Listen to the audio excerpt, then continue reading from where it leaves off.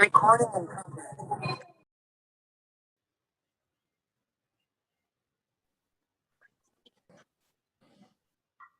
Good afternoon, everyone. We'll just wait for a minute or so because I see quite a lot of participants are still joining. And we'll begin the session briefly.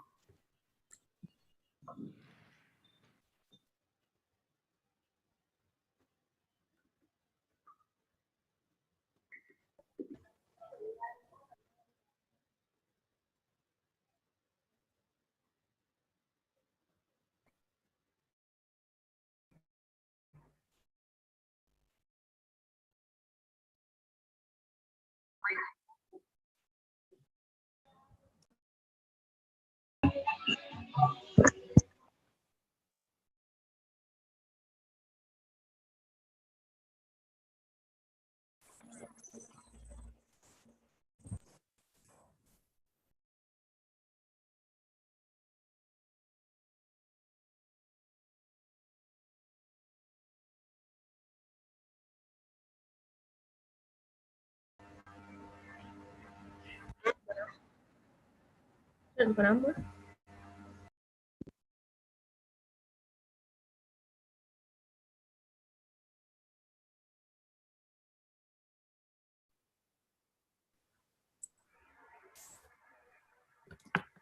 good afternoon, good evening, everyone, and welcome to our session on youth engagement in Asia and Pacific. I hope you're all keeping well. I hope you're all keeping safe in your respective countries. So we've got quite an array of very interesting speakers, specialists, and also members of the committees of the ICA-AP. So without further ado, I'll just jump into the session. So basically, this session is a platform or a time where we'd like to explain to you what all youth engagement activities are currently ongoing in the Asia and Pacific region from the ICA regional office. A couple of these things are led through the thematic committees that come under the ICA-AP. For instance, in today's session, we are looking at 4 committees in focus, namely the International Committee on Youth Cooperation, the ICA-AP Committee on Research, the ICA-AP Committee on Cooperatives in Educational Institutions, the ICEI, and fourth, we have a grouping where we are going to describe, speak about, and have question and answers regarding the youth-related initiatives that have been undertaken in the region, namely things like the Global Cooperative Entrepreneurs Program, the GCE, the Coopathon series. By far, we have had 3 Coopathons, which is the Cooperative Hackathon, and something that the ICA Asia and Pacific office can proudly and happily say is that, we had experimented with the first, I think, as far as my knowledge is true, it probably must have been the first hackathon version for cooperatives way back in 2018. So last December, we had the 3rd edition of the Coopathon as well. And now we have the 3rd edition of the Asia Pacific Cooperative Youth Summit as well, which is the current ongoing summit. And one more thing that I forgot to mention is the replication project that has been undertaken in all 4 regions of regional offices, through the regional office, in all 4 regions of the ICA. And we also have the winners of the replication project joining us today in this session. So after we go through these 4 parts of today's session, the 3 committees and the youth-related initiatives, we'll have breakout rooms for all of you to join. And in the breakout rooms, these 4 thematic committees or initiatives will be discussed by the respective committee chairpersons and their secretaries. And also you can have questions and answers and any doubts that you would like to raise as to how you can be part of this, how you can, I'd like to request everybody to mute themselves, please.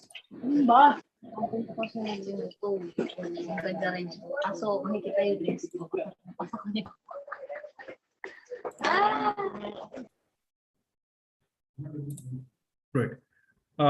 So without further ado, I'd like to call Mr. Ali Reza, the Vice Chair of the International Committee on Youth Cooperation, to speak speak about the initiatives undertaken with the ICYC, with respect, special focus to the wonderful work that has been done on education in co-ops, hands-on things with respect to environment, and so many more things that have been achieved in the last 3 or 4 years with the ICYC committee, not just in the region, but across regions. Mr. Ali Reza, the floor is yours.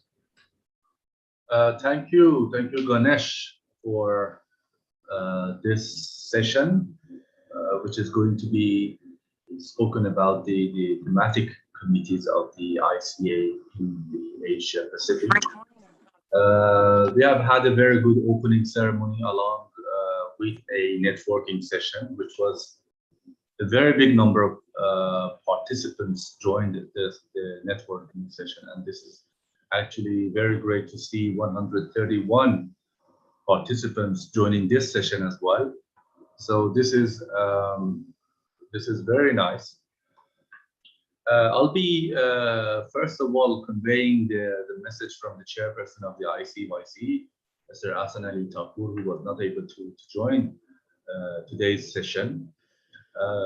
So this is Ali Reza, the vice chair of the committee, ICYC, and we call it this because it's just shorter and easier for people to remember. But the complete form is like International Committee on Youth, International Cooperation Youth Committee, and that's why we call it ICYC. I'll be sharing my screen because I want to just give you some brief information about the committee and the background and how it started.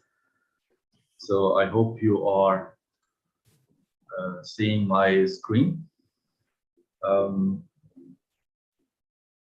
So we have the ICYC, International Cooperative Alliance Asia Pacific on Youth Cooperation. It was first established in the term of 2000 to 2004, nearly 20 years ago. And it was, firstly, when it was established, it was like a task force. And we tried to have a set of rules and regulation on who to target and what to do to attract more people as our members for this committee. Then after that, the pioneers of this committee at that time were one representative from the ICA Asia Pacific Regional Office. And then we had members from Singapore, Indonesia, Pakistan, and Ms. Noura Zlin from Malaysia.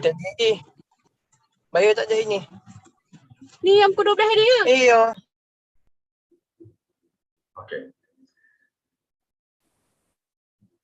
So Mr. Hassan Ali Thakur was first a pioneer to this committee who helped the other four to create the ICYC committee, and now he is the chairperson.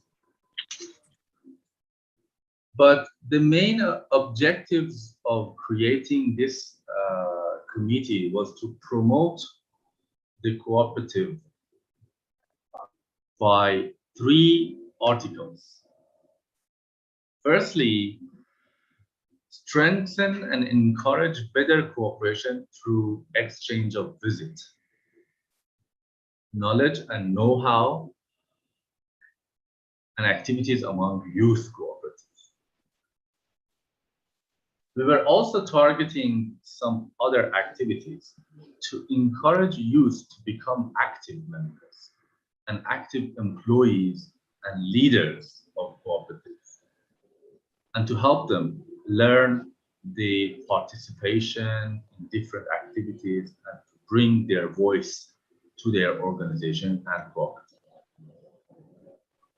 We were also targeting some other activities that you can see in the slides, but the main thing was to provide a connection between members of different cooperatives and different organizations to establish a networking line between each other, so that a member from one organization or cooperative can be in direct contact with another member from another organization or cooperative. Of course, this would need a very good introduction of organizations and cooperatives, and also the activities that each member is doing in their own cooperative. Then we would need kind of education materials to be given and delivered to those members so that they can be aware of other countries' cooperatives. But ICYC has been active mainly, the main activity of the ICYC over the past few years. It was the Go Green campaign, or what we call as GGC. In the last year, in 2020, we organized the GGC 3, the third version of the Go Green campaign. And as mentioned in the opening ceremony, this GGC is actually trying different steps to fight against the climate change. And as everyone knows, the goal of the Sustainable Development Goals of UN, number 13, is called as SDG 13, or Fight Against the Climate Change. So ICYC, in regard to the connection to the SDG 13, created this campaign. And last year, with the help of members from Africa region and also Americas region, along with the Asia Pacific, we were able to organize this Go Green campaign by planting trees and cleaning the environment and helping the environment to take control of their own. Also, in different global activities related to youth, ICYC has been having a very active role by representing youth of the region and discussing about the current challenges and issues faced by youth in their organization. These are just simple activities that we have been able to do in the past few years. You can see the 2019 and also in 2018, where we had more opportunities of engagement between youth. We also have a ICYC website. I think you can just search ICYC Youth website, and you can see the website, and you can see about the activities of the ICYC. But current members of the ICYC, you can see their picture along with their names. So we have members from Nepal, Palestine, Iran, of course, India, Philippines. Philippines are very active in ICYC. We have a lot of members from Philippines. Also, we have members from Indonesia, and we were also lucky to have members from other countries as well. Like, as you remember, in the pioneers of the committee, we had members from Malaysia and Singapore. And also for some period, we had members from Korea and Japan. So we are always in the process of recruiting new members to the ICYC to have a diversity of members from different countries. So it is very important for us to have active members who are ambitious to learn and ambitious to network with other members from other organizations. So something here with the committees, you will see with other committees as well, there are office bearers. These office bearers are actually the responsible persons for each committee. Usually a committee has a chairperson, 2 vice chairperson, and 1 secretary. So these responsible persons are always keeping the cycle of the activities of the committee moving and organizing different activities to help members engage with each other. We are always, as mentioned earlier, we are always doing our best to provide diversity and very useful ideas for our members in the region. And we would welcome all new members from other countries in the Asia Pacific to join us and to show us interest, that if you would like to join the ICYC, we are very happy to give you a very briefing session how you can be a very good active member in ICYC and how you can receive support and services from the ICYC. So that's it from my side. I will be open to questions and answers whenever you would like. Of course, we will have a breakout session dedicated to youth committee. So feel free to ask questions regarding ICYC, and also don't forget to join the breakout session on youth committee. We will be there along with Shri, and we will be responding to your questions, to your requests, and how you can become a member and how you can get benefit from this committee. Breakout session. So feel free to ask questions regarding ICYC.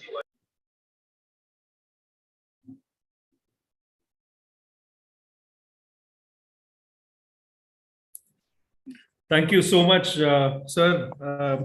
I think you've given us a very good brief about the activities that ICYC has been involved in over the years, and also the demographics, the kind of members, the kind of events that have been organized over time. I think this is very much, the youth who are here would very much find this interesting, and I think generate quite a bit of interest as members to join the committee as well. So now I would like to invite one of our most senior and distinguished cooperators from the cooperative movement in Asia and Pacific, Dr. Mohammed Aslan, who is the chairperson of the committee, the ICA-AP Committee on Cooperatives in Educational Institutions. Dr. Aslan is here, and I think it's a special day also for Dr. Aslan. I understand that it is his birthday today, so we'd like to start the session by saying happy birthday, sir, and we are very, very honored to have you here. So we'd love to hear more about the committee and its activities from you, sir. The floor is yours. Okay, thank you very much, Mr. Ganesh, and for actually, that's true. Today is my birthday. I'm so glad, especially for. Thank you very much to the organizer for inviting me to this Asia Pacific Co-op Youth Summit 3.0 to share a little bit about ICA Asia and Pacific Committee on Cooperative in Educational Institution, ICEI. And today I have given about 10 minutes. So I hope I can share to you about ICEIE and what we are doing, and how we can collaborate with the especially for the youth. Okay, so actually this committee formerly known as Committee on University Campus and Cooperatives, was established in 2008 at the ICA-AP Regional Assembly in Hanoi, Vietnam. So in Singapore, 2018, during the annual meeting, we decided to change the name in order to extend our scope, not only the University of Campus Cooperative, but all the cooperative in the institutional education, including school, colleges, and so on. So before this committee established, actually it was a subcommittee of the ICA-AP Committee on Consumer. It's a part of the subcommittee of the Consumer Corporation for 15 years, from 1993 to 2008, and promoted campus cooperative to improve the quality of life on campuses. So the National Federation of University Cooperative Association, and FUCA, is the main player promoting this committee from subcommittee become a standalone committee. ICA. So now ICEI has 15 individual members, individual cooperative members, and 12 members countries in Asia Pacific. Even though we have 32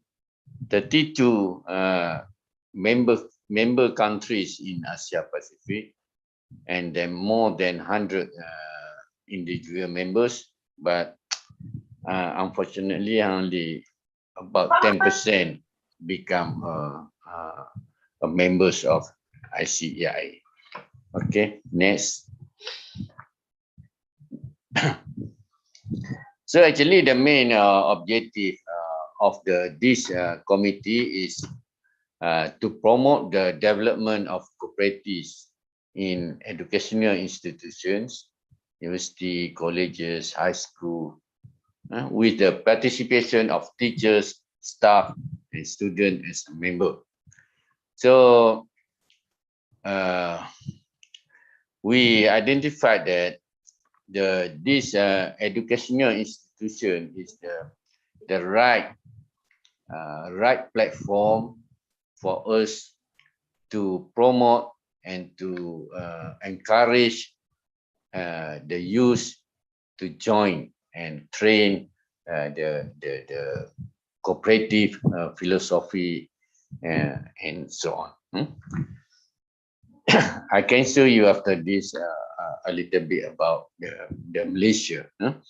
So second is to facilitate the integration of youth into cooperative by making them understand what is about cooperative values and importance, and self-help and mutually, and involving them directly in the activities of cooperatives. So we did before pandemic. So most of our activities are on the physical activities. We do workshop and so on. I think last we have a physical seminars and meeting in the Nepal, November 2019. But during the pandemic, we among the active committee, so we have many activities, workshops, seminar, webinars, and competitions. Okay, next, Simran. Okay, so for example, last year we organized the international short film competition on the cooperative for the youth from November 20 to January 2021. So luckily, I'm from Angkasa as one of the board director and vice president of Angkasa. So I'm able to convince the board of Angkasa to sponsor this competition, and it is a good activity for the youth, and we hope we can organize more similar activities. So the prize in all are sponsored by Angkasa, with the collaboration, the office of ICA committee in New Delhi. So okay, next. Okay. So we also involved in the celebration of the International Youth Day, 12 August 2020. We organized the virtual talk on the youth engagement. So the chairperson of the ICYC also is the our guest speaker on this event, Mr. Hassan Ali Tako, and one from Malaysia, Mr. Zaiwin, and one from, I think it's a Philippine, Johanna Tamara. Philippine or Indonesia, this one? Okay, so we also organize for the youth, and the recent activities is international webinars, November 2020, April and June. So this year we plan about, if I'm not mistaken, it's about 6 online activities. So hopefully end of this year, so we can have physical activities during the ICA assembly in Korea, December, hopefully. But the third wave of pandemic coming now, so we hope we can have a physical in the end of this year. So what are the cooperative in educational institution is actually some of them is for profit.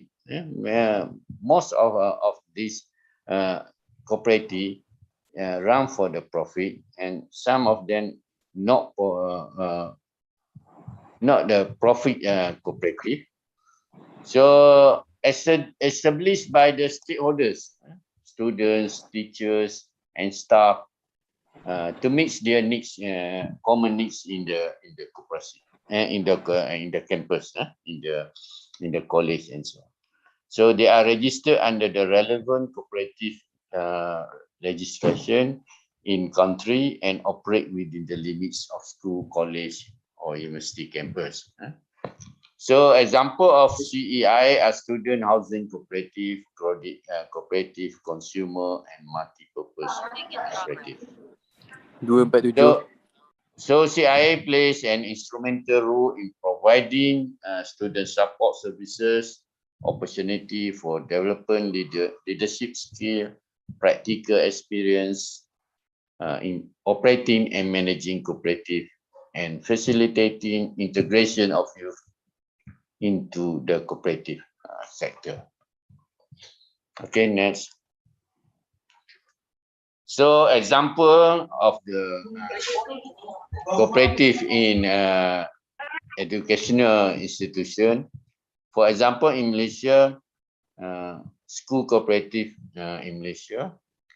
So normally they operate for the in the consumer, canteens, bookstore, photocopy, and many activities. Okay, and the university cooperative in India, Malaysia, Indonesia, Japan, Korea, and Philippines are very popular. Very popular for the university cooperative run by the student. So in Malaysia, for example, in public university, so each public university have a student cooperative. So okay. So this is the sample, the statistic of the co-ops in educational institution in Malaysia. Sorry, I have only the statistic for Malaysia. So so there are for types of co-ops in educational institution in Malaysia. First, the school, college, public university, and private university. So in school, for school cooperative, we have 2,457 cooperative.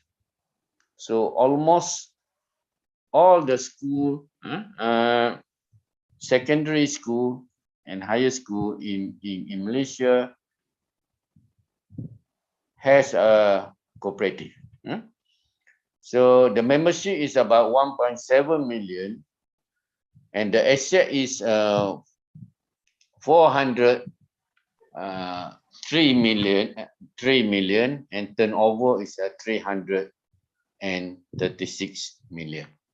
And the college is 80, with the membership 39,000 and assets almost 60 million and turnover 12 million. So total number of co-ops in educational institution is 2,620, and the membership is about 1.8 million, and asset is almost 1 billion, 985 million, and the turnover is 500, almost 520 million. This statistic is as at 31st December 2020. So from this statistic is the biggest aspect, the bigger aspect we can train the youth for the cooperative. So this is example the activities school cooperative in Malaysia, canteen, and so on. Okay, so in the Japanese university, this is all they provide the needs for the student, and this is a general co-op in the Indonesia university and so on. Okay, so a part of a cooperative, they also have a co-op clubs in Singapore. For example, in the Singapore, they are popular in the co-op clubs. So in Singapore, so co-op clubs are formed by at least 5 students with the business ideas and interests. And they are given entrepreneurial skill on finance, marketing, etc., and seek funding worth $1,100. So, and student saving clubs in Nepal.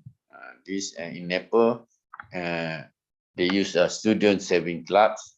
So student saving clubs are formed in school to teach students about the importance of saving and financial literacy. And in the Philippines, they are popular with the laboratory cooperative in Philippines. So this laboratory cooperative are established for school students by an already registered cooperative, guardian cooperative, to train students on the values of thrift and saving, financial discipline, business and leadership skill, cooperative values and principle. Okay, next. So this is the example of the in Korea, in Singapore. Okay. Okay, Simran. Okay. So as a chairperson of this committee, so I think we are not much different with ICYC, and we should work together as Mr. Ali Reza explained just now. So I think this committee and ICYC have to work together And I offer, if we can work together to organize the webinar or seminar on the youth. So you are welcome. And so we would like to promote this committee to the school cooperative or any educational institution to join us, and we can work together to promote the youth in the educational institution about the beauty of being a cooperative. Cooperative. So lastly, I would like to thank you to Ms. Simran, the secretary of this committee, and also the program manager for this committee. And if I'm not mistaken, in the breaking session, there is a slot handled by Ms. Simran. So if you want to ask further, you can communicate. You can ask the Ms. Simran. And so that's all. Thank you very much.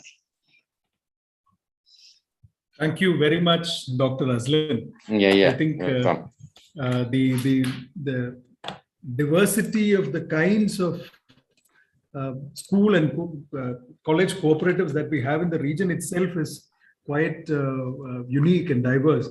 So I think there's so much that we can learn, not just the movement, but even young people across the world can learn from this. Just a dialogue that comes to my mind is, one of these old movies, classic movies called Scent of a Woman from 1992. Al Pacino talks about the school, one of the schools that he visits towards the climax, being the cradle of leadership, and where the makers of men and the creators of leaders are made. And then he goes into a mocking tone.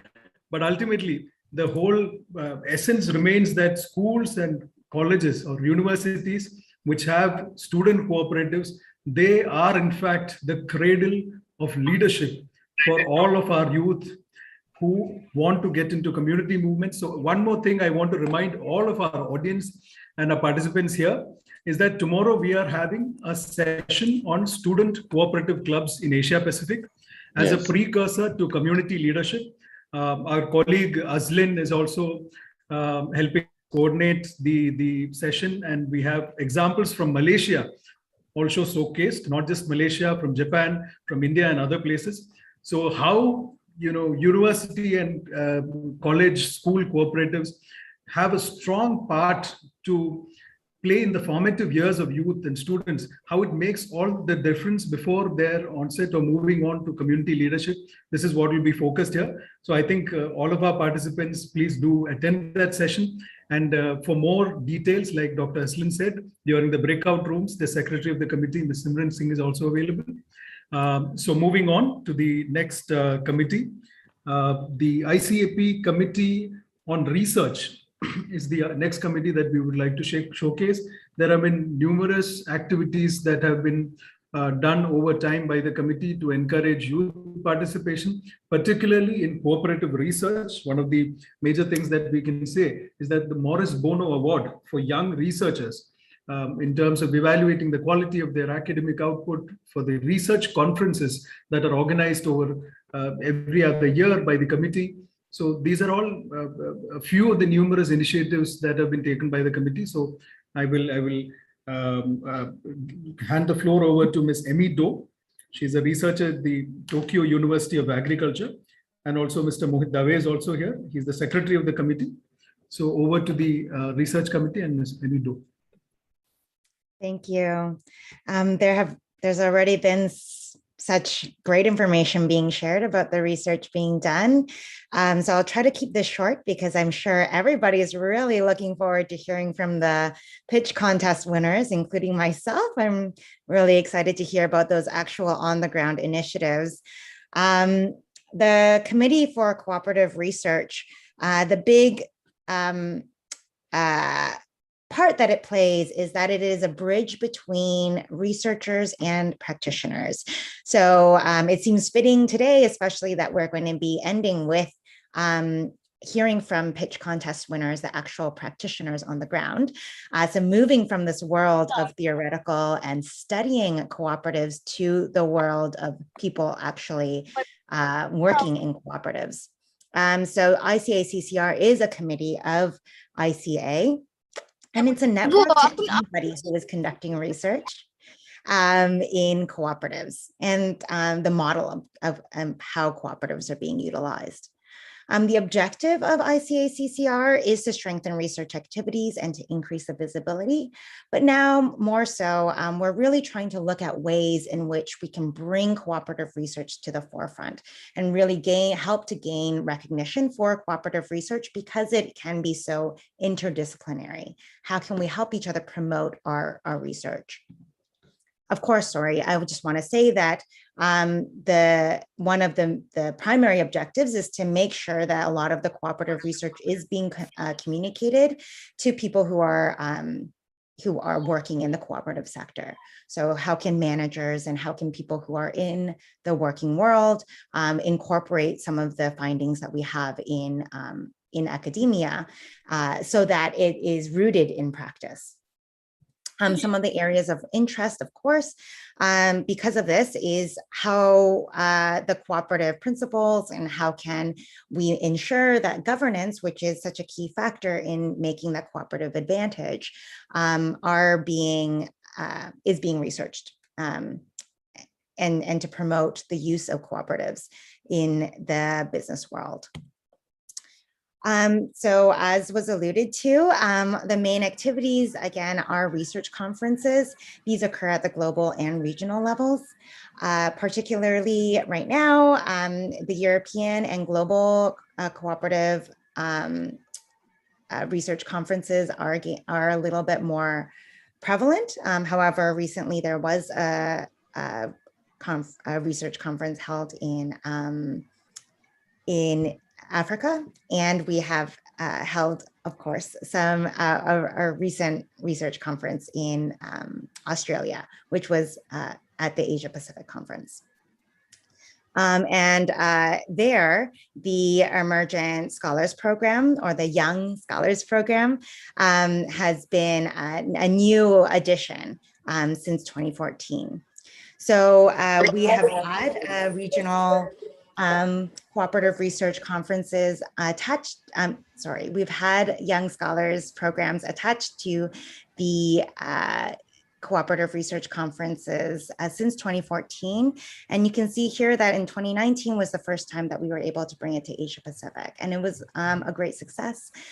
We were able to pair a lot of the young researchers with senior scholars to look at their research and see how they can bring that into the next level and to get published. It's not just serious academia. We've prided ourselves in also making sure that we form a robust network amongst young scholars and have paired with the Young Scholars Initiative, which is an initiative of INET globally, and have been able to also provide some financial support to getting young scholars to be able to attend these cooperative research conferences. Recently, last year, as a matter of fact, the Asia Pacific group was able to put together a compilation of research articles into a book called Waking the Asian Pacific Cooperative Potential. We are now working on a second edition of this book and are looking for papers and research papers to include in this book, in this anthology of case studies from the Asia Pacific region. It's not documented well enough about all the initiatives happening in Asia, and they are very exciting. So if you are interested, I hope that you will look for opportunities to present your research in this anthology. To stay up to date, I encourage everybody to to subscribe on the ICA-CCR mailing list. And I can share the link to do that in the chat, and I'll do that right after I stop sharing the screen. And again, if you have any additional questions, I'll be participating in the breakout session. So I hope that was a decent enough overview about some of the activities that we do at ICA-CCR. Mohit, if you wanted to add anything, you can feel free. Well, thank you so much, Amy. I think that's a good overview, and maybe in the breakout session, we can have an in-depth discussion with participants who would like to understand a bit more about specific activities for the Asia Pacific group and how they can engage with the researchers. Thank you so much.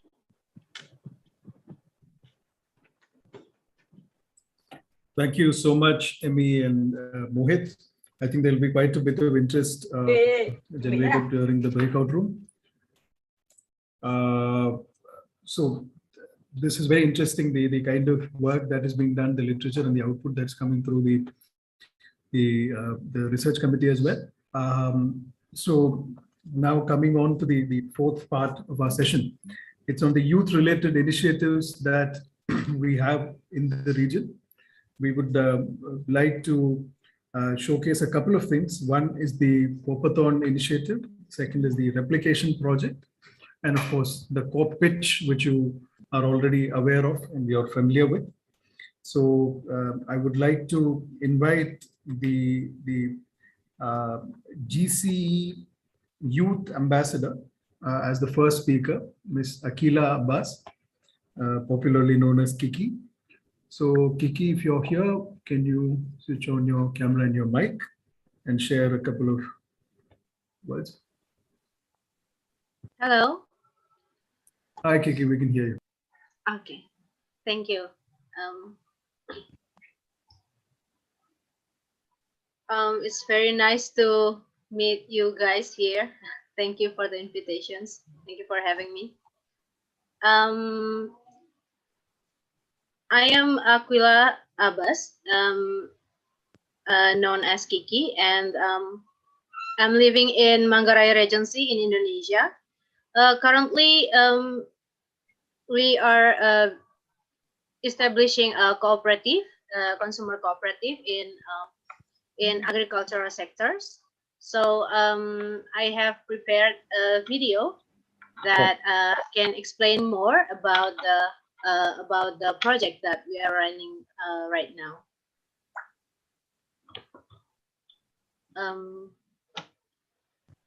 Can we play the video, please? Sure. Just give us a second. My colleague will be playing the video. This is a brief information about our cooperative. Sayur Mayuruteng is an online market platform with a consumer cooperative business model that provides fresh vegetables and meat to support local farmers who are adapting to climate change, COVID-19 pandemic, and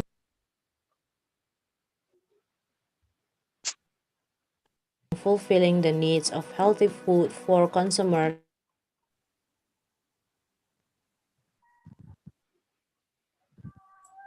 Please give us a second. I think there's a technical issue in terms of the video. We're playing it again. Is an online market platform with a consumer cooperative business model that provides fresh vegetables and meat to support local farmers who are adapting to climate change, COVID-19 pandemic, and fulfilling the needs of healthy food for consumers in Manggarai Regency, Indonesia. This business started in early May 2020 as a response to the difficult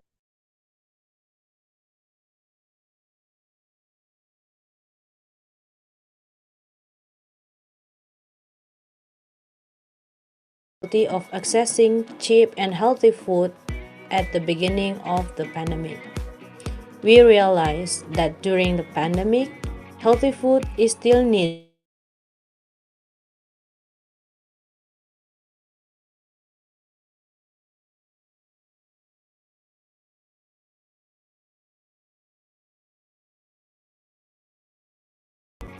In addition, we also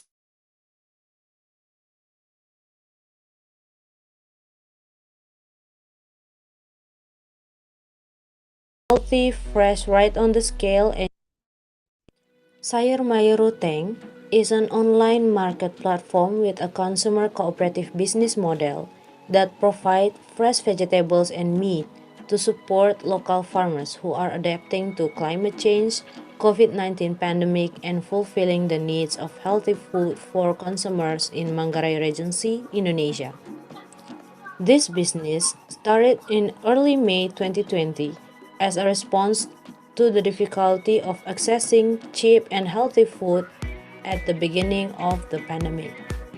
We realized that during the pandemic, healthy food is still needed, but access is reduced because people are afraid to go out of the house and buy food at the market. Came up with the idea of a delivery system as a solution to a common need.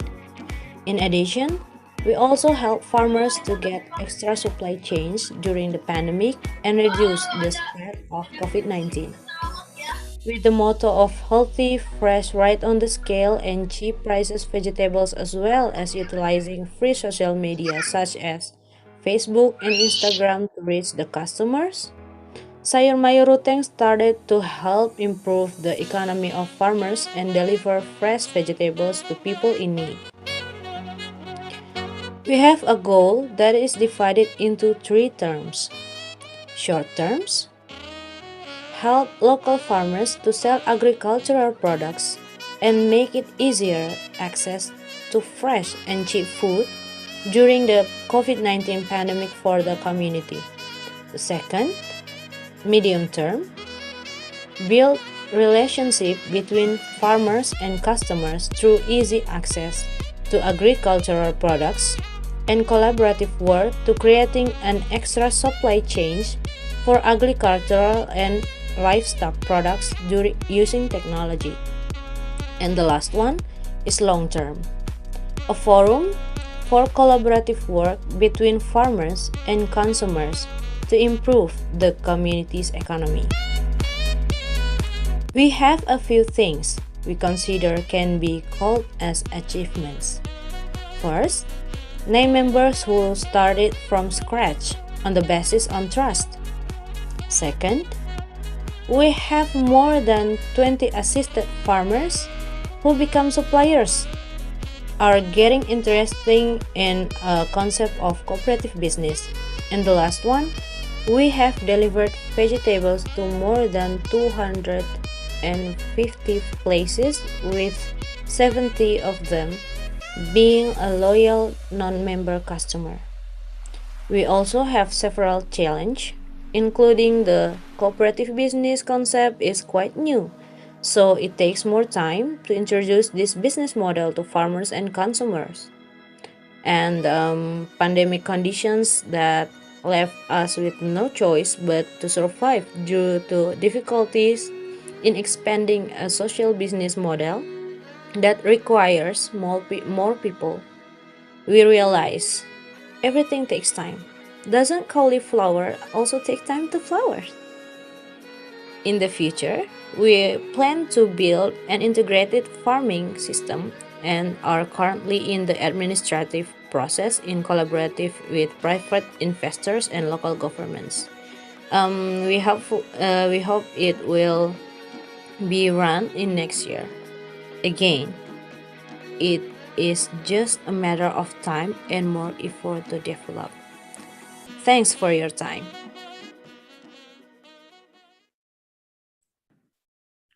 Thank you very much, Kiki, for that wonderful presentation. So one thing that, again, we at the ICA regional office, the team in the region, we can proudly say is the kind of work Kiki has done on the ground as a GCE ambassador has been phenomenal. So I'll just summarize what the GCE is in two lines. You must be all curious also. So the GCE is the Global Cooperative Entrepreneurs Program that has been created as the part of the ICA European Union partnership. We have been experimenting with 3 countries, India, Indonesia, and Malaysia, with a series of ambassadors and mentors trying to create cooperative entrepreneurs on the ground. So one of the live projects that you just saw was Kiki's experiment on the ground. So it's a living example as to how agriculture or safe food can be a remunerative profession or a viable business as well. So ultimately, young people are all conscious about their health. They all want to eat safe. They all want to go organic, but nobody wants to get their hands dirty and get onto the fields. So what Kiki has shown us today here is, she walks the talk, and ultimately she's got a whole chain or an entire locality being served by her cooperative, and she saw more of a opportunity rather than a threat in the pandemic. So the amount of home deliveries and other things in terms of consumer base also increased for her, seizing the opportunity. So this is one of the best examples that we can showcase from the ground. So thank you very much, Kiki. Next, I just want to explain in one line what is the Coopathon. The Coopathon is essentially a hackathon for cooperatives. We had the third Coopathon in December 2020. It was an international event for Asia Pacific region. It was a fully virtual and international event, and we had overwhelming response with participants or attendees from over 18 countries in the region. So here I would like to introduce to you Mr. Joseph from Indonesia. He was the first prize winner of the Coopathon 3.0. They have been registered as a cooperative in the recent days, got their .coop domain. They are a gaming cooperative called InnoGame Cooperative. So I think I'll open the floor to Joseph. Joseph, are you here? Yes, Ganesh. Good afternoon. Right, welcome, Joseph. Please feel free to share the screens and your slide as well. Yeah. Thank you for inviting us. You see my screen? Perfectly. Yeah. All right. Thank you for having us. Thank you, Asia Pacific, for having us again. My name is Joseph. We are from InnoGame. We are honored to be in this stage and sharing our humble beginning and progress with you all. And for all participants, we hope that by sharing what we experienced during Coopathon 3, hopefully we can give some encouragement and excitement to you all. Now, we would like to start with who we are before we join Coopathon. We are actually we're a small startup co-op incubated by another co-op called InnoCircle. We have some ideas, but we don't really know how to make it work. We're just a bunch of enthusiastic people, but our business model still feels inadequate and we don't really know how to make it work. So when we heard about Coopathon 3, we were so excited, not just because of the prize money, of course. Like every startup, we are all lacking of capital, but what drew us to join Coopathon is mainly because we were looking forward to being mentored by real professionals. So during Coopathon 3, we were so blessed to be finally virtually meet and have a chance to have a mentor like Mr. Andreas Arnold. And we were also impressed with how the committee is able to organize such a large scale of events virtually, because that platform enables us to be coach and mentor without being traveling in this pandemic situation. During the mentoring session, we were able to learn about the right business model canvas that is more suitable for cooperative. Our ideas were sharpened, and as a bonus, we were also able to network with other participants as well. By writing down the ideas into the right business model canvas, we feel like we have already got what we came for from joining the Coopathon. So we're kind of genuinely surprised when we're crowned as a winner. I mean, there are so many great ideas from fellow participants, so we were so happy, and it gave us the confidence to move forward with our idea. Now, moving forward after Coopathon 3, that's where our challenges started. The capital provided from the prize money helped us to register a co-op domain and for our initial production costs. We are rebranding ourselves as P2.coop. The word P2 means 7 in our local language, which represents the 7 principles of cooperative. We hope that by carrying this name, we will always be remembered of the principle of cooperative while growing our startup. After that, we successfully launched our prototype digital product, which is mobile game app, to the Play Store. We have passed our first milestones and many more challenges are coming up. We are now still in the validation period to enhance, revise, fixing bugs, and keep redeveloping our prototype. By carrying the name of the winner of Copathon, it gives us some benefits, especially in terms of networking opportunities. We were invited as consultant in developing the multiplayer game for international organization called Documenta 15. Documenta 15 is an international artist conference which will happen in Kassel, Germany next year. The game will be used in the event, which will be held from June to September next year, 2022. So after the event, we can see our little logo P2.coop as one of the collaborators in that event, and we will be showcasing our mobile app game in that event as well. Another opportunity comes from our local schools, where we will develop another prototype multiplayer games to be used in the schools. We will enter the production stages next month, and hopefully we can see our products to be used by other schools as well in the future. As a closing, we would like to share with the young participants, enjoy the best experience you can get from this event. Just by joining this competition, you are already one step ahead from those who are not. Of course, there will be many challenges ahead. Be creative, be proactive, be eager, be detailed. Learn as much as you can from the mentor and do your homework as much as you can before meeting your mentor. You only have so little time to meet your mentor, especially in this virtual setting. So make sure you are ready with everything before you have your meeting. And remember, you have to impress your mentor first before you are able to impress the judges.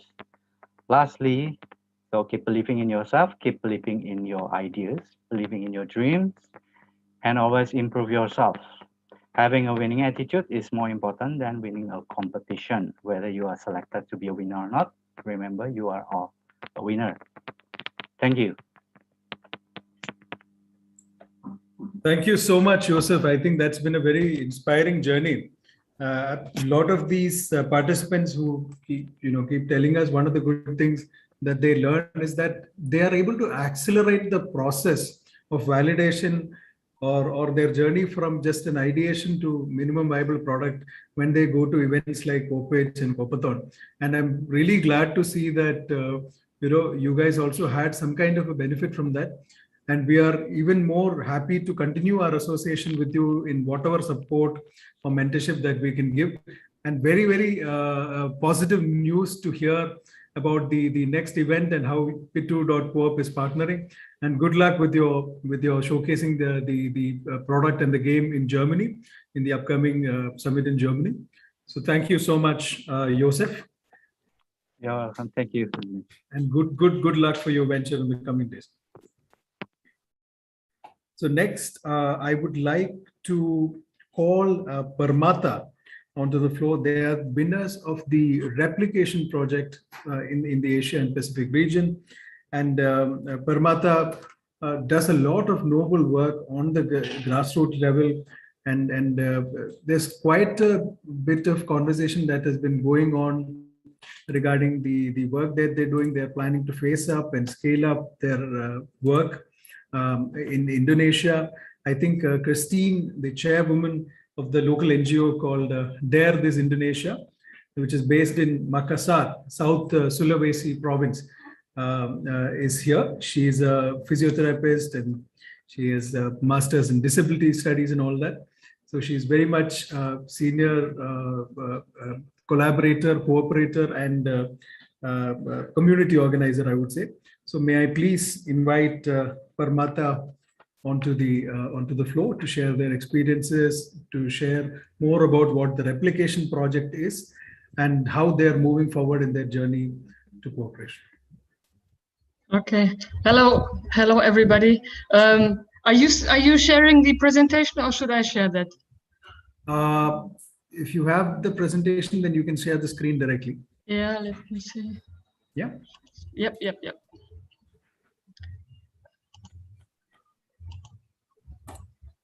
Okay. Can you see? Yes, perfectly. Okay, great. So thank you very much for introducing Permata. And I must say that I'm not Permata, I'm just helping out. So Permata is a DPO, a disabled person organization of and by persons affected by leprosy. And we actually had Yuli, the chairwoman of Permata South Sulawesi, speaking today, but unfortunately she is sick and she cannot do it. And since the other members of Permata are not so really confident in speaking English, so I'm just giving this presentation today. But we have 7 members of Permata sitting in today. They are in this session, and I hope that if there are questions, they will be able to answer these questions later. This is our cooperative in South Sulawesi, in Goa district. We just started in the beginning of this year, and this was possible because we were able to get the funds from ICA, which was unexpected and very, very wonderful to get these funds to start a cooperative. So the Permata members of in Goa here are all young people. They had this idea to form a cooperative for a long time, mainly for the reason to be able to finance their organization so that they can do activities helping other persons affected by leprosy, which is their main vision and mission. But they also need some income, some regular income. So that was the reason they wanted to start a cooperative for a long time, but were just missing the funds to do that. So this is Yuli's present. Oh, sorry.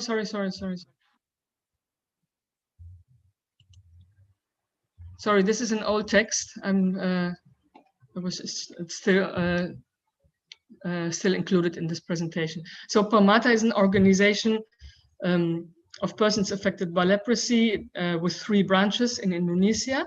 And the branch in South Sulawesi is most active, and there's a lot of attention.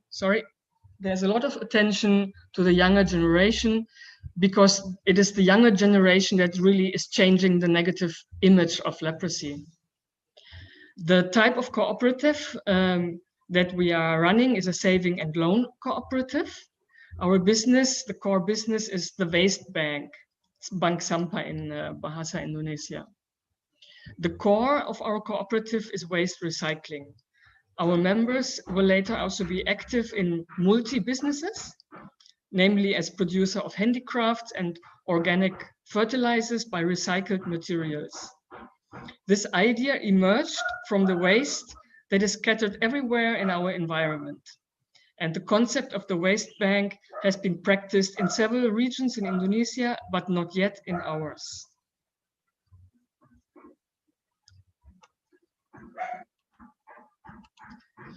The concept of the waste bank is like any other bank where people are placing money to save money. The difference is that what is saved here is really the household waste, which still has recycling value. The residents, people on the community who save money through the waste bank are called the customers, and the customers will get money for the waste they deposit with us.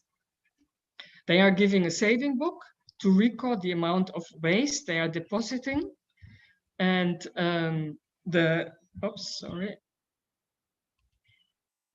sorry, there was still one sentence, so I will just continue. The waste bank system is the following: that households collect their waste instead of just throwing it away. They deposit it at the waste collection points. The waste is then separated and weighed. The weight is recorded, and the weight, I don't know why this is going like this. Sorry.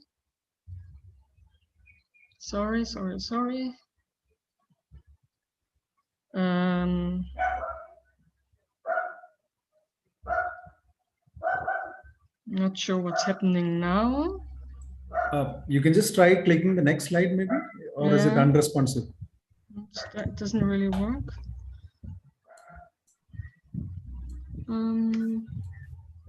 Wait, let me.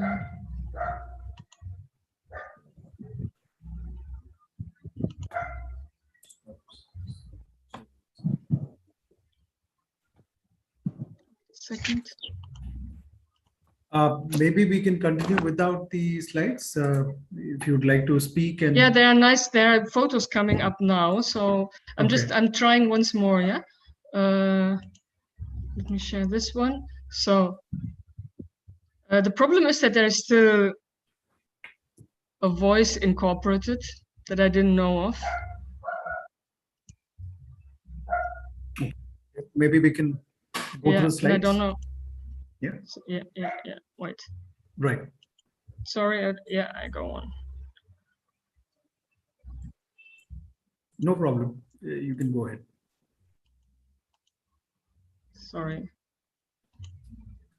Sorry, this is a little bit messed up. I didn't know that there's voice incorporated. I just do what I see. Yeah. So this is that's okay. This is okay. So we had, of course, we had to start from scratch with everything. First, we had to establish a cooperative, and we wanted to do that for the whole province of South Sulawesi, although the waste bank is only in one of the districts. And so there were lots of meetings going on to find out actually how this works. In the end, I also don't know what is just moving by itself. In the end, we were able to meet with the notaries, and we were able to register the cooperative of Permata. So Permata now has their own cooperative for South Sulawesi. We also had to register at several government offices, which is still going on, a very lengthy process, especially now in the lockdown situation. But it's all done. We then rented a central office, this one, in order to store the waste and also to have an office. So this is the situation. In the beginning, everything was still empty. Of course, there was a lot of learning needed. So we had also, with the help of ICA, we were connected to a mentor. This is Pa Alimuddin Amiruddin here in the front, and he is an experienced cooperative teacher. He visited several times and shared very important information with us, and he invited another person who really trained us in administration, in finance for cooperatives, and also for waste banks. So we had to learn to fill out these slips and to really be a professional cooperative and waste bank. Lots of learning, and you need to understand that the members of Permata, most of them at most have elementary school education. So only few have a little bit more, because many of them have been affected by leprosy at early age and they had to stop school. So for them, it's not an easy thing to learn, and we are proud that we came so far, really. Sorry, again.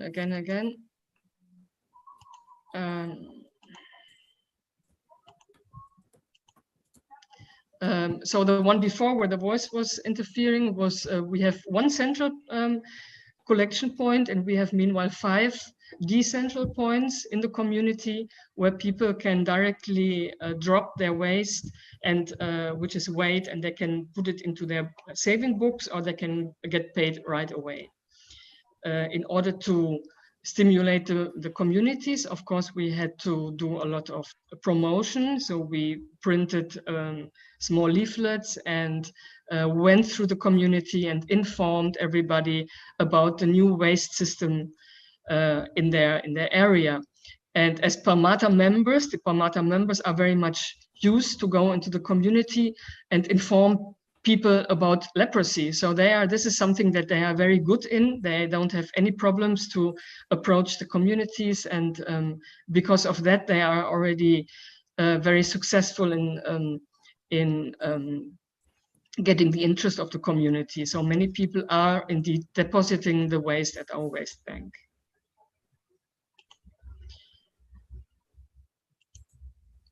how to stop that. Yeah, just have a look at the photos. So this was, sorry, this and also these photos here is the situation nowadays. The central point and the decentral points are filled up with these rice sacks, which are filled again with plastic cups and bottles and all the waste that usually would just end in the environment. So it looks really horrible in South Sulawesi, I must say, as a foreigner. It's very, there's a lot of waste everywhere. And I'm so happy to see these rice sacks, which are filled with plastic cups, which are not lying around in the area anymore. And the members of Permata are able to sell these collected waste again to vendors and can make a profit with this. So here, this is how the Permata members are collecting waste in the communities. With the help of ICA, we were able to purchase this three-wheel motorcycle, which is really very important and helps us a lot to go around and promote for the waste bank and directly collect waste. Everybody is working together, girls and boys, women and men, and they're always doing things together in order to motivate each other and inspire each other. So they like to work in a big group.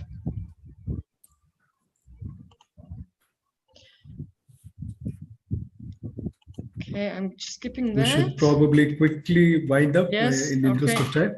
Yeah. Okay. So just to I'm apologize for the voice that I didn't realize to remove. No problem. No problem. Just to wind up. So the challenges at the moment are that we need really much more ways to make a good profit. So we had a good start. It's just started a couple of 2-3 months really to be really fluently. But the amount really is still relatively small. We need to do much more. We need to have more collection points, and the members of Permata need to focus really on this one task and approach more people to collect waste. And this is still a very big challenge, but everybody is optimistic. And I must say, as their advisor, I'm very happy about the great progress that they have made already. Thank you very much. Thank you so much, Christine, for making the presentation. And I'm sorry to hear that your other team members were not able to be present, including Yuli, Dodi, and others. And for those who are here with us in the audience from the Permata team, amazing work that you all are doing, and congratulations. Keep up the good initiatives. I mean, this is another example that we all look up to. The biggest issue of many of our developing countries and governments in many of these countries is that they are not able to cater and reach out to every last person in the queue. So a lot of marginalized communities are left marginalized, and the concept of inclusion remains only on paper. So when such communities come together, form collectives for them, create models which ultimately have a sustainability aspect in place. Like Christine mentioned, I think economies of scale in terms of waste management, waste collection is very important. And the Permata is reaching there, it's on its path there. But this is a much larger issue, even if you take in the global scale.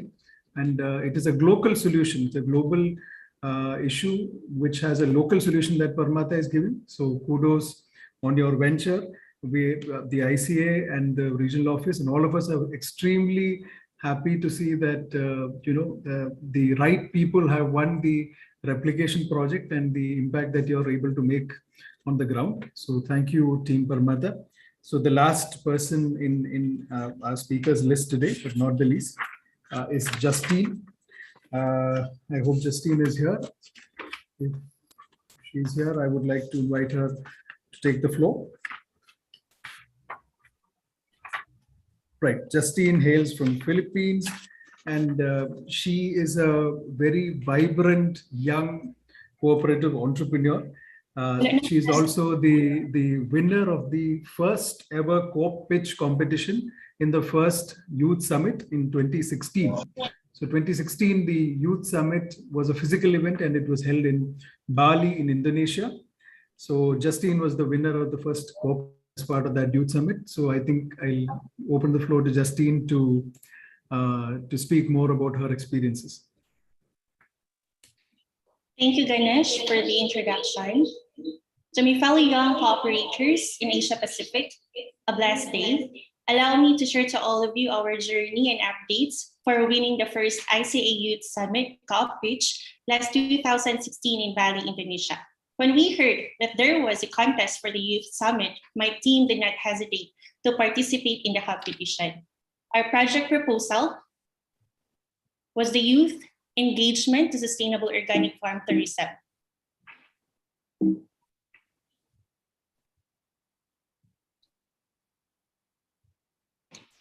In this project, we wanted to help solve the agricultural issue in our country with regards to the average age of farmers, which is 57 years old.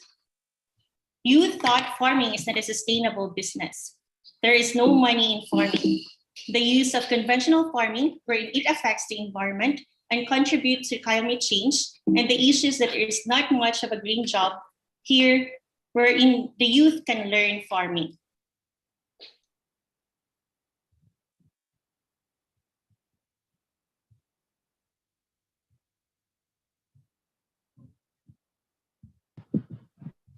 In 2016, when the end in mind of alleviating the plight of farmers was impelled by the youth, this project was brought into being. This is to contribute to the Sustainable Development Goals, also promoting our cooperative identity while upholding the principles and values of the cooperative. After we won, we were very motivated to automatically implement the project. As soon as we go back to our place, we re-echo to our co-op leaders the project, and we were grateful that they are very supportive to also make this project realize. Series of planning, meeting, organizing, and motivating were conducted to our fellow youth to become agripreneurs. Someone who is not just expert on production, but also with business skills to be part of this project. We partner with the other NGOs, private organizations, and government agencies who has the same vision like ours. That is why in the second quarter of 2017, we were able to slowly develop the land area of 6 hectares and turning it into a beautiful farm tourism. Training center, farm stay accommodations, organic restaurants, and crops and livestock production were amazingly took its place in the farm. We started also to offer farm tour packages, farm immersion packages, which package it with our farm fresh harvest. We also partnered with the Technical Education and Skills Development Authority, our TESDA, and Agricultural Training Institute to professionalize farming. Our farm school has been realized. Currently, we offer Organic Production National Certificate 2 and Agro-Entrepreneurship National Certificate 2, 3, and 4.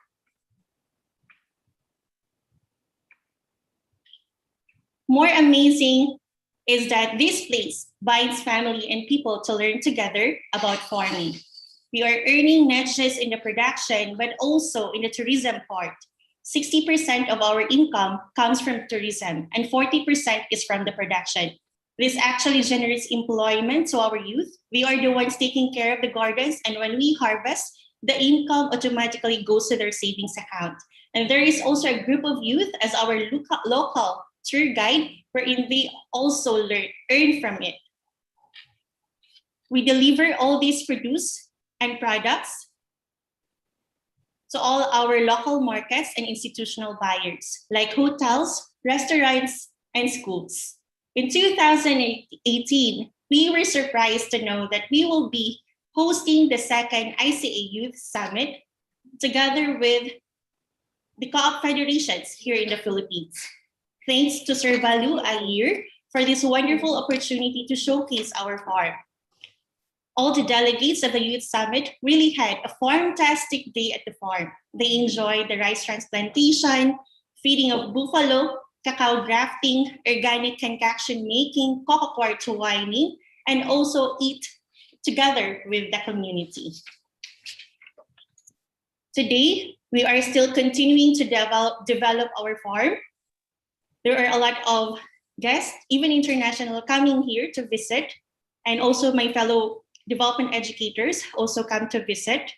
Despite pandemic, we were surprised that there are a lot of people and youth interested in farming. Online courses will be soon launched. This is in partnership with the Jalby Group Foundation, our Agri-Enterprise Resource Center, and also in the farm, in tourism, there has to be something new every year. That's why we decided that we will going to have Olympic pool that will also going to soon will going to rise. And this coming September, we are very blessed to be one of the hosts of the World Bamboo Day. So this is together with a local government unit. Moving beyond tourism, there is no final frontier, only the next. The mission of responding to the holistic empowerment needs of the vulnerable sectors remains a strong challenge for the youth. All these wonderful memories will remain to our hearts. And there is no better way of facing it up than to be engaged.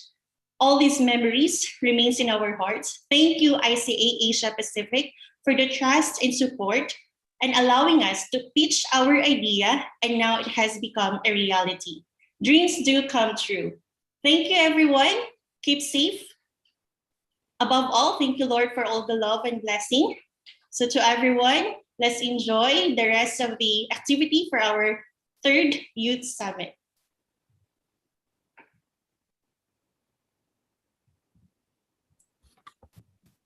Thank you so much, Justine, for your sharing your experiences, for your candor, and also for your kind words.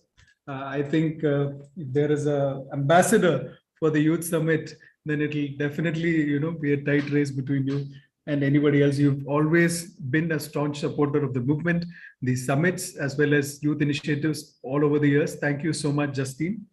And your story itself is an inspiration for the rest of the participants here, not just for Co-Pitch, but overall as a cooperative ecosystem that you've created around your community in terms of agriculture, sustainable tourism, and so on. So, we'll all encourage you to check out their website, the work that they've been doing back in Philippines sector. So, in the interest of time and because of the paucity of time because of our extended session, I think we might have to skip our breakout rooms. Instead, we can take the questions directly, each of the three committees, and for the youth related initiatives, we can take questions for the next 10 minutes. So please feel free to ask any questions, either unmute yourself, raise your hand, or post it in the chat box. That's also fine. Because the next session is scheduled for 3:15, and we would like to start the session on time so we can have a brief round of question and answers here itself instead of breaking out into separate rooms. So please go ahead, shoot your questions to any of the speakers or any of the committees.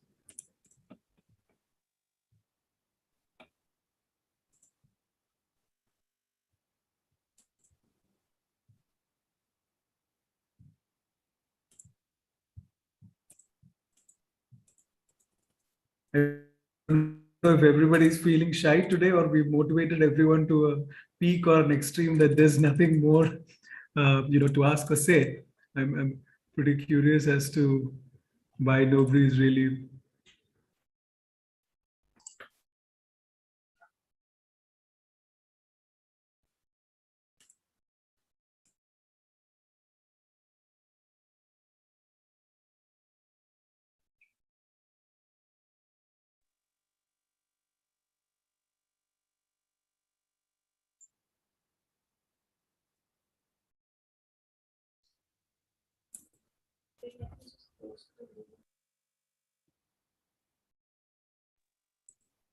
I think Emmy has to leave. Thank you so much, Emmy, for the wonderful presentation on behalf of the research committee. The secretary of the committee, Mohit, is still here in case you have any questions regarding that, or any of the other committees as well.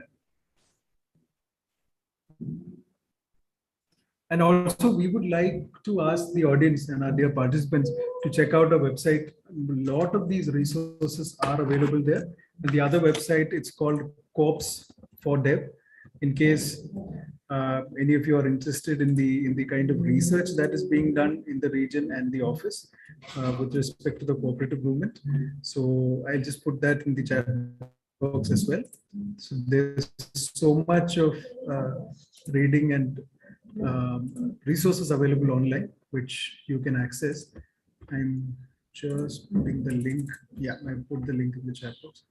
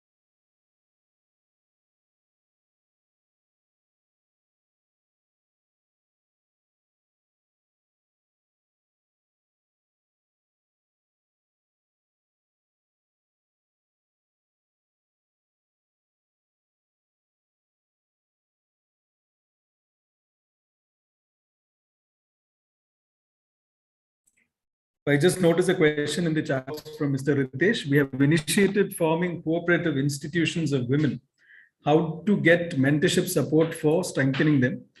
So one is the GC program, like I mentioned, the Global Cooperative Entrepreneurs. We have a couple of mentors in India, around 3 mentors and four ambassadors as well, 2 mentors and 4 ambassadors in India. So we can connect you to the mentors. If there is, specifically if you have cooperative ideas that you need to validate or something like that, that can be done. More of training, I think the committees we can connect. Even there is trainings that we also regularly organize for women cooperators and so on. So both of these can be done. I'm just looking at the chat box if there's any other questions. If not, we can quickly wind up, take a 10-minute break until the next session starts. So last call, in case there's any questions, feel free to unmute yourself or drop a question in the chat box. Okay, I think we're good to go then. So thank you everyone for joining the session on youth engagement in Asian Pacific. I hope that you have had a clearer idea about the initiatives that are being undertaken in the region, the activities of various committees of ICA-AP, and overall how youth can be part of the cooperative movement under the umbrella of activities of the ICA. So we can break now, and the next session link has been put in the chat box.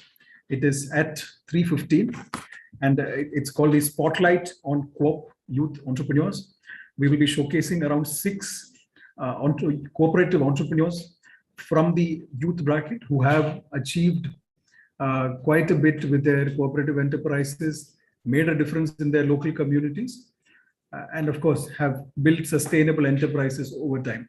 Some of them are quite established and well-known and old organizations, but the majority are pretty much new. So you can have the mix of both old as well as new and experienced. So see you in a couple of minutes at 3:15. Thank you, everyone. Have a great day. Thank you, sir.